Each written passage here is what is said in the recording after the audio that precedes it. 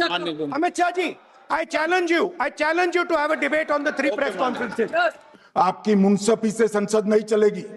मेरे यहाँ बोलने का क्रम मैं तय करूंगा। इस तरह से नहीं चलेगी संसद। जो 3 प्रेस कॉन्फ्रेंस में, एक सादा प्रेस कॉन्फ्रेंस, एक एटम बम वाला प्रेस कॉन्फ्रेंस, एक परमाणु बम वाला, ये तीनों में क्या हुआ, इसके सारे जवाब मेरे पास है। मगर आप गहन पुनर्निरीक्षण को वोट चोरी कह रहे हो। मान्यवर, वोट चोरी किसको कहते हैं वो मैं बताना चाहता हूँ। और हमारे यहाँ कुछ परिवार ऐसे हैं जो पूछते नहीं, वोट चोरी करते हैं। अच्छा, बोलिए आप। हिंदुस्तान के इतिहास में पहली बार डिसीजन लिया गया कि इलेक्शन कमिश्नर्स को फुल फुल इम्यूनिटी दी जाएगी।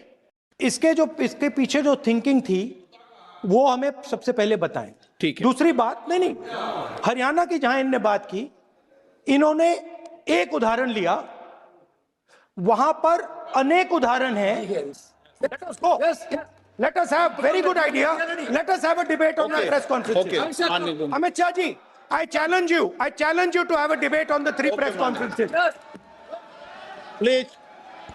उत्तर प्रदेश में और हरियाणा में दोनों चुनाव में वोट कैसे दे रहे हैं, प्लीज ये भी जवाब दे दीजिए। माननीय गृह मंत्री जी। विपक्ष के नेता महोदय कहते हैं कि पहले मेरी बात का आप जवाब दीजिए, मैं सुनना चाहता हूं। आपकी मुंसफी से संसद नहीं चलेगी। मेरे यहाँ बोलने का क्रम मैं तय करूंगा। इस तरह से नहीं चलेगी संसद। मान्यवर, उनको धैर्य रखना चाहिए, मेरा जवाब सुनने का।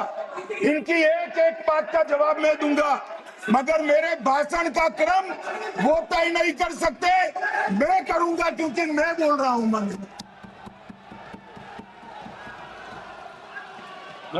कंप्लीटली डिफेंसिव रिस्पॉन्स, ये घबराया हुआ रिस्पॉन्स है, ये डरा हुआ रिस्पॉन्स है। आप सुनिए पूरी बात, प्लीज नो, सच्चा रिस्पॉन्स नहीं है। माननीय गृह मंत्री जी, मैंने इतना ही कहा कि मेरे भाषण का क्रम मैं तय करूंगा। मेरे भाषण का पहले क्या बोलना, बाद में क्या बोलना, मैं तय करूंगा। और मैं मानता हूं कि हर एक वक्ता का ये अधिकार है। वोट चोरी के 3 आयाम हैं। एक तो मतदाता नहीं है, मतलब योग्यता नहीं है, और आप वोटर बन जाते हो तो वोट चोरी माना जाएगा। दूसरा, आप गलत प्रकार से चुनाव जीतते हो तो वोट चोरी माना जाएगा। और तीसरा, जनादेश को डिफाई करते हो, मतलब वोट के विपरीत आप कोई पद प्राप्त कर लेते हो तो भी एक प्रकार से वोट चोरी होता है। सबसे पहली घटना हुई आजादी के बाद, देश का प्रधानमंत्री तय करना था। तय कौन करना था?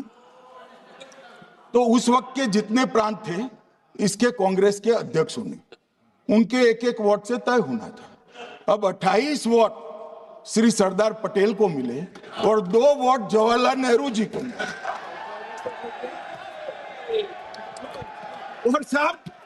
और साहब प्रधानमंत्री जवाहरलाल जी बने।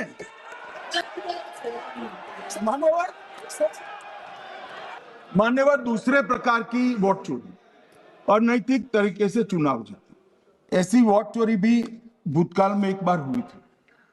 श्रीमती इंदिरा गांधी रायबरेली से चुनी गई।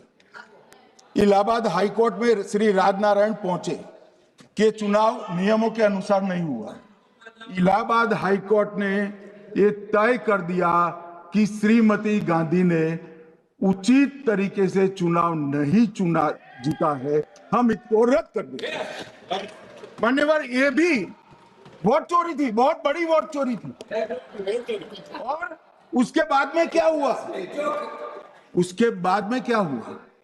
उसके बाद में वो वोट चोरी को ढकने के लिए संसद में कानून लाया गया कि प्रधानमंत्री के खिलाफ कोई केस ही नहीं हो सकता।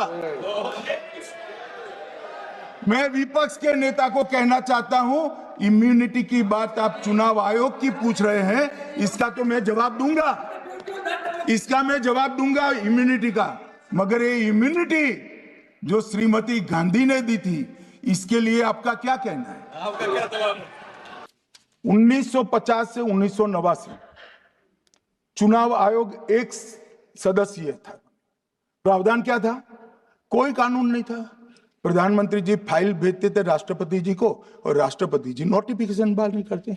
तो भाई उस वक्त बरोबर चुनाव था। पूरा उनका 55 साल प्रधानमंत्री जी ने ही चुनाव आयोग को नियुक्त किया, तब तक कोई सवाल नहीं था।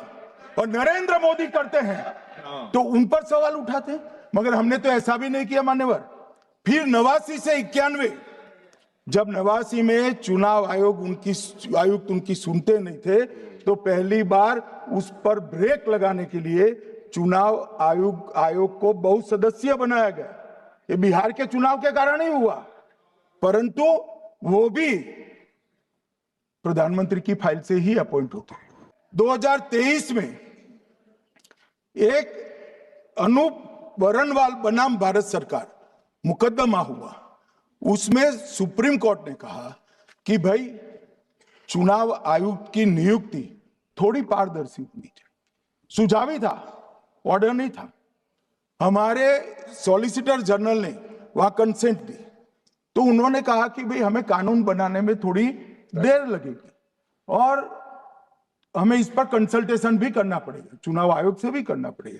तो उन्होंने कहा ठीक है, अगर आप सहमत हैं, मैं जजमेंट और आर्गुमेंट पढ़कर अगर आप सहमत हैं तो जब तक कानून नहीं बनता, चीफ जस्टिस ऑफ इंडिया की अध्यक्षता में एक कमेटी बने और प्रधानमंत्री और विपक्ष के नेता इसके मेंबर। हमें कोई आपत्ति नहीं थी, हमने हाँ बोला सर। और विपक्ष के नेता भी थे, प्रधानमंत्री थे और सीजे। 2023 में कानून बन गया। कानून क्या बना? विपक्ष के नेता